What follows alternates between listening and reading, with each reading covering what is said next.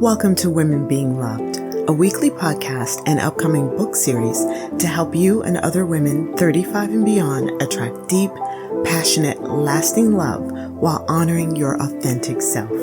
I'm Tadra, your host.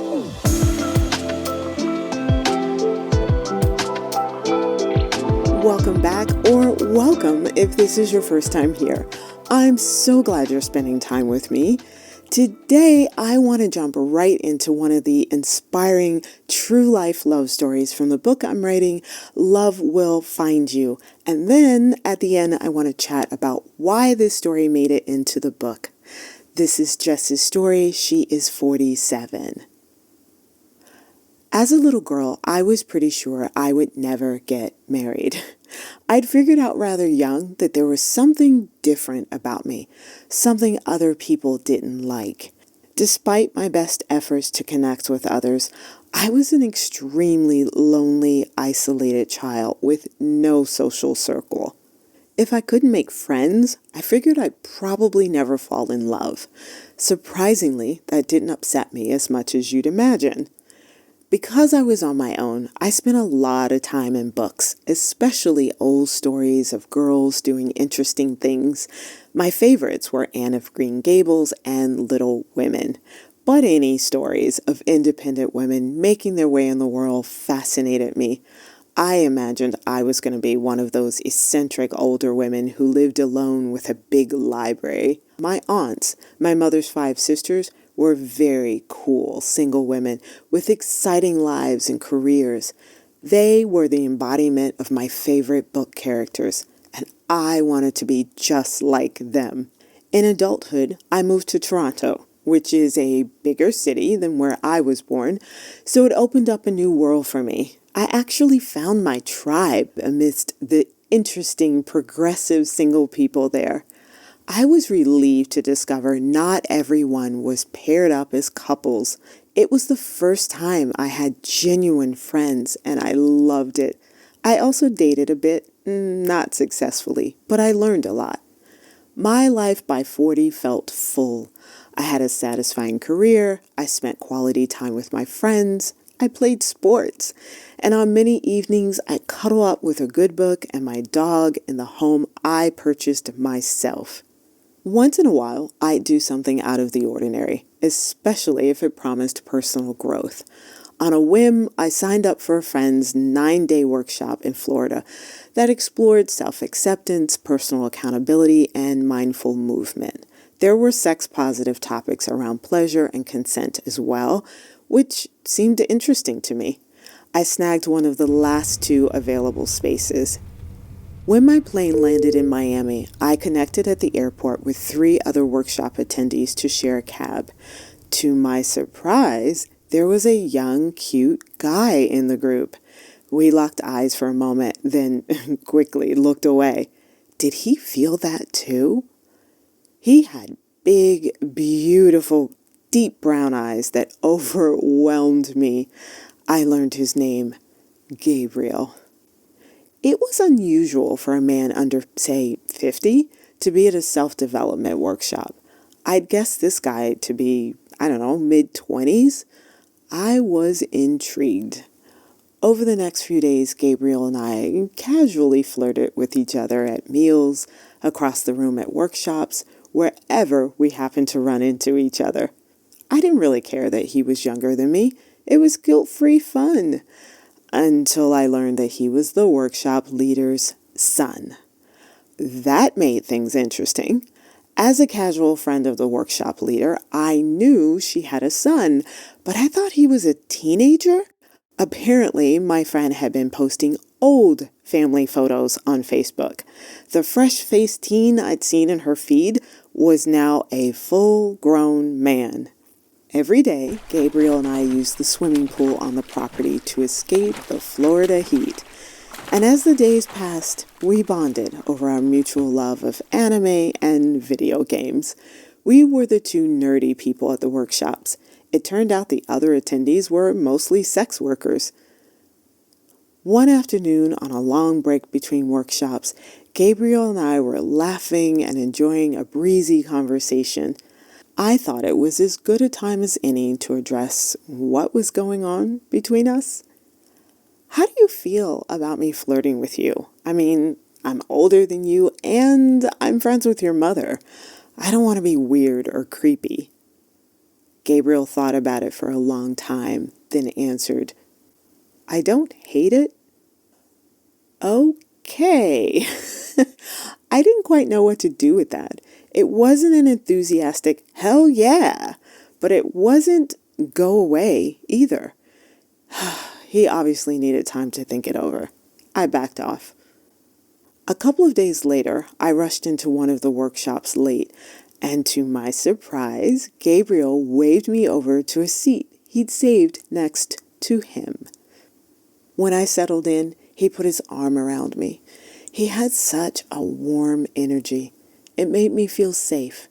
That wasn't always the case with me and men.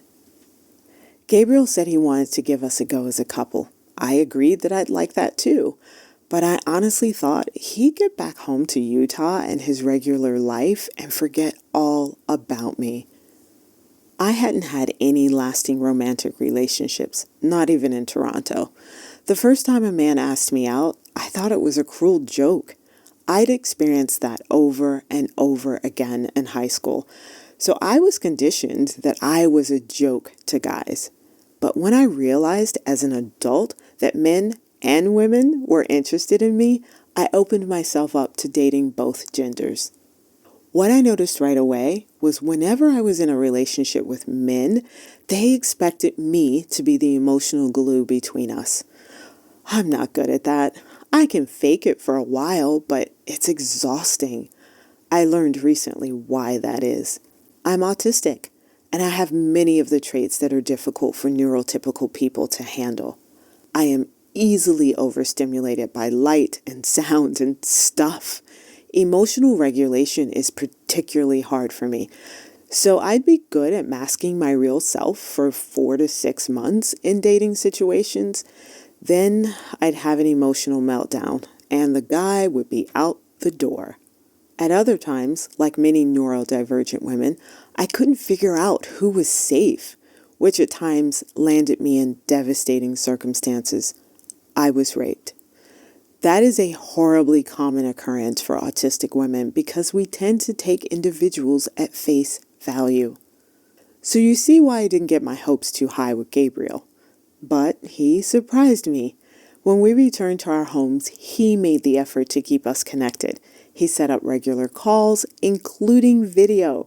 He flew to Canada and spent Christmas with me. A few months later, I flew to the States to see him. Things were going good, really good. So we decided to try the next step, living together. You can read the rest of Jess and Gabriel's story in my upcoming book, Love Will Find You. I'm aiming for a September release date. If you would like to pledge support to help me hire a proofreader and a professional PR person, I greatly appreciate that.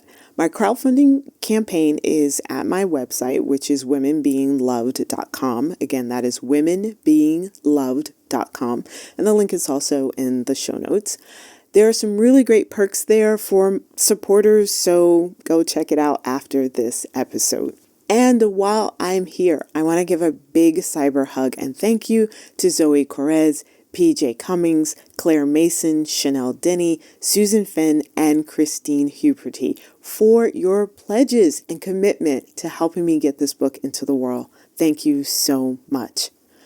I want to talk to you about things that really stood out to me about Jess's story.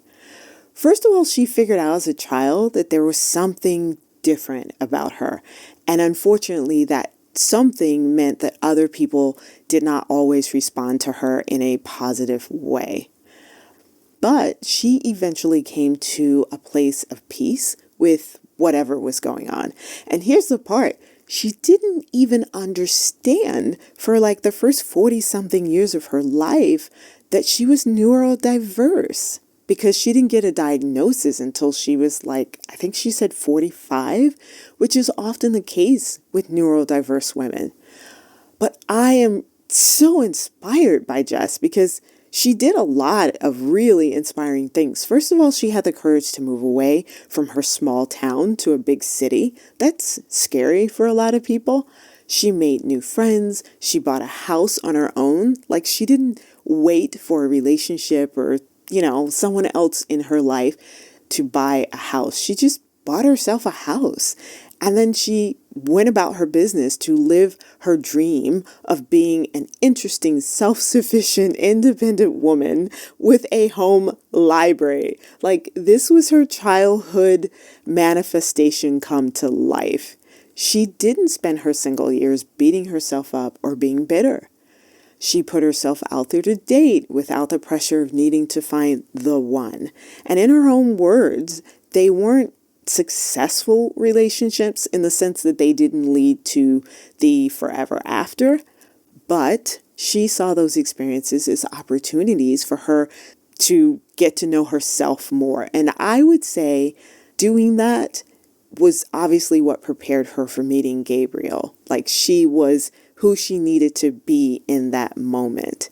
And another thing is, she wasn't afraid to pursue a relationship that some people definitely frown upon because they're 15 years apart and she's the one who's older. And, it tends to be almost okay if men do it. I've seen them get some flack for it too. But for some reason, when a woman is the older one, it raises some eyebrows and some pearl clutching. But, Jess was brave. She honored herself over other people's judgment. She's had devastating, painful experiences in her life, which she did not shy away from. When she was talking to me on the phone, she was very open and very honest about those things. And yet, when I talked to her for her interview for the book, she had this beautiful, full, open spirit about her. And it was something that, as I was talking to her, I was thinking, God, I wish that every woman, every one of us would access that thing, that way of being and experience it, because I think it's there for us, but we don't always know how to get to it. Jess is 47 years old now, and she just has this sense of owning who she is and having, what's the word I'm looking for? Quiet personal power. I know that's 3 words, but we're going to go with it.